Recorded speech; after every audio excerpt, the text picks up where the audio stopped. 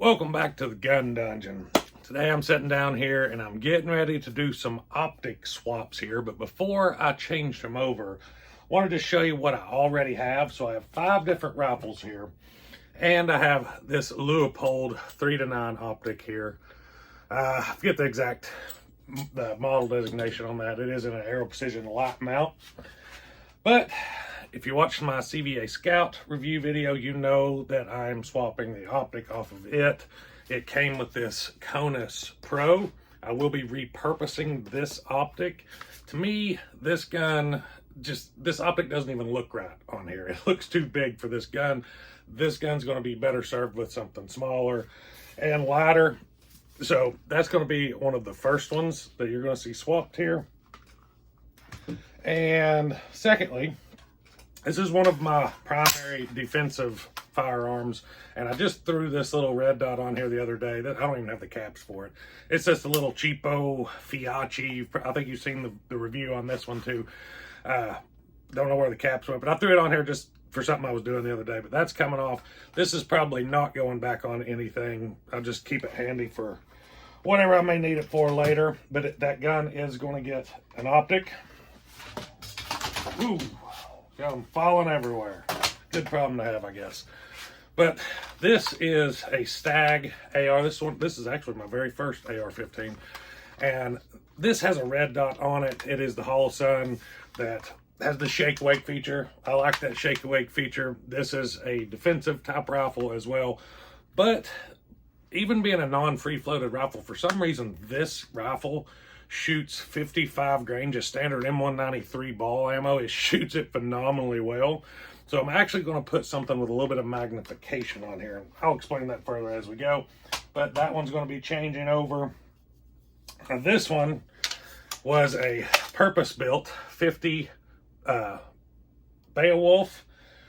And it's got a 16-inch barrel, fairly lightweight. This is the Leupold 1.5 to 4 optic that I told you before is going to be going on that Scout. That's where it's going. And this is a much smaller scope. But I used this rifle. Make sure everything's not loaded. I used this rifle for more of a short, lightweight deer rig.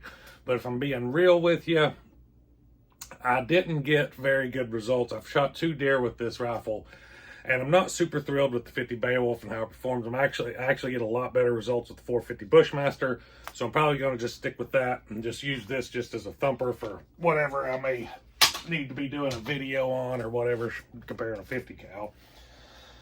And lastly, this has the SIG 1-6 low power variable optic on it. This is my 18-inch 6.5 Grendel, and I'm getting ready to start an accuracy series with this.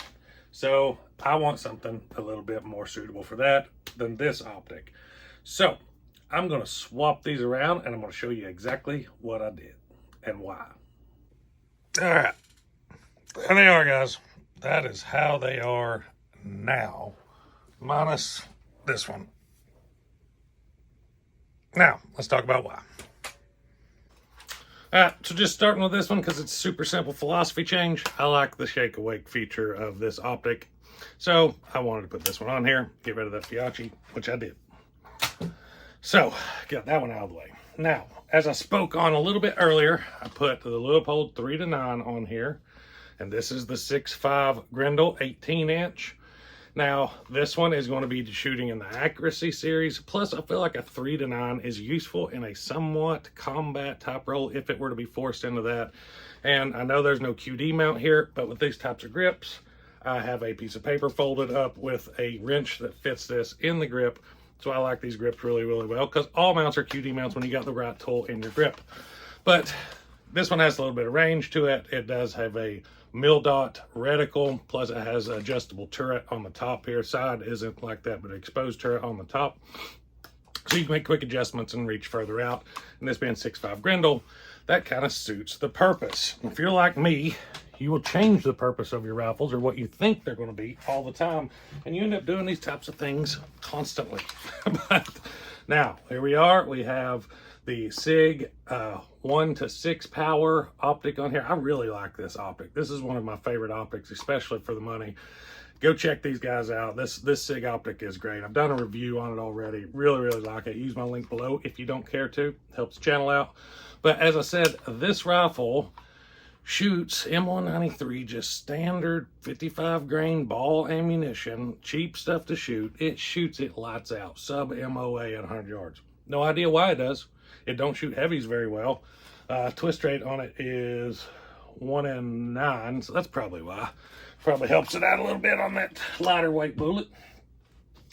And I stuck that Conus here on this 50 Beowulf.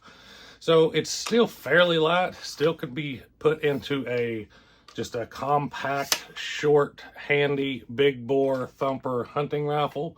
So that's what that is now set up for. And now here we go. Tell me this don't look way better. I know the weight and balance on this thing is now spectacular. Right here, and I'm never good at this.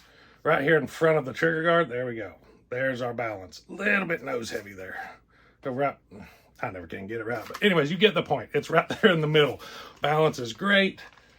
Got the eye relief set where I wanted, because on the factory set scope it was way too far forward for me. That is perfect. That's on 1.5. 4. This is going to be a slick little lightweight woods carry rig. I get rid of this, put something more decent on here. Slick little carry rig, slick little hunting rifle, super lightweight. Yeah, so if you're like me, you do have a theory of what purpose you're going to use these rifles for, and what purpose you decide you're going to use it for is going to dictate your optic. And you saw everything from red dots, low power variable optics, 3 to 9s, all kinds of stuff here. And they all have a different use. They all have a different purpose. They all have a different desire for the end goal that suits the rifle and what I want from it at the time. So if you're like me, you probably sit and think about what you want to put your rifle into, what role, whatever, especially if you've got multiple like I do, just constantly changing the ideology of what you want the rifle to do. So the optics change with it. But anyways, that's just kind of me walking through changing some of my optics here and why I did so. Let me know what y'all think down below. Appreciate you guys. Till next time, stay tuned.